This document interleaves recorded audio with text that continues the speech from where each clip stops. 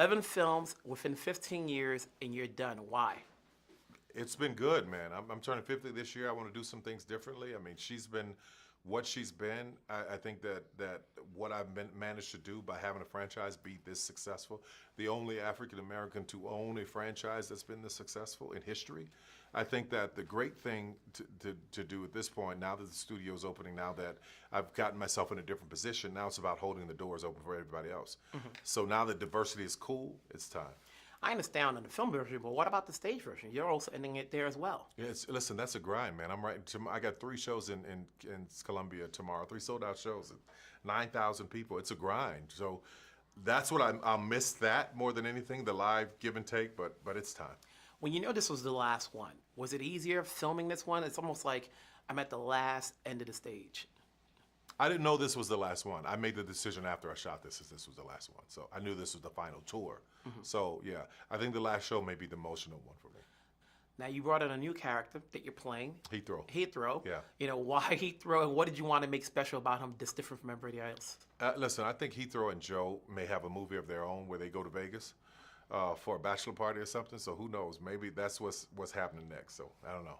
You know, the thing about your films is that you like to bring in new talent. And when I watch this movie... All new faces. You know, it's a lot of new faces. Yeah. Rome is now getting attention because he's on How to Get Away with Murder. He was on Bold and the Beautiful, you know. But he was on Have and Have-Nots.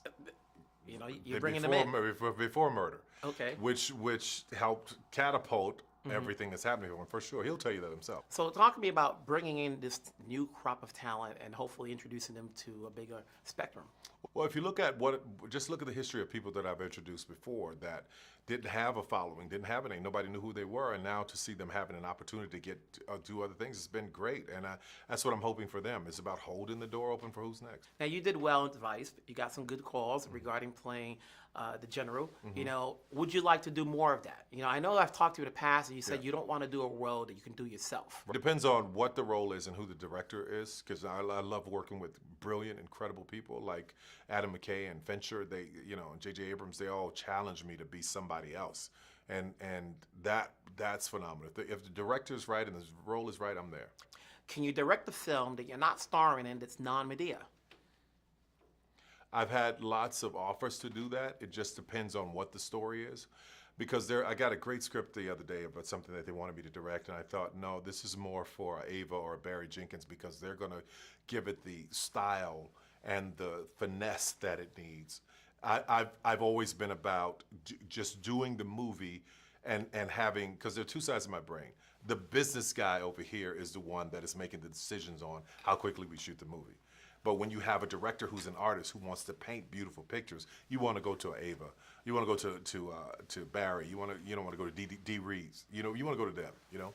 Where do we see you next? I don't know. I'm taking it one day at a time at this point. All right. Yeah. Thanks a lot. Thank you, brother.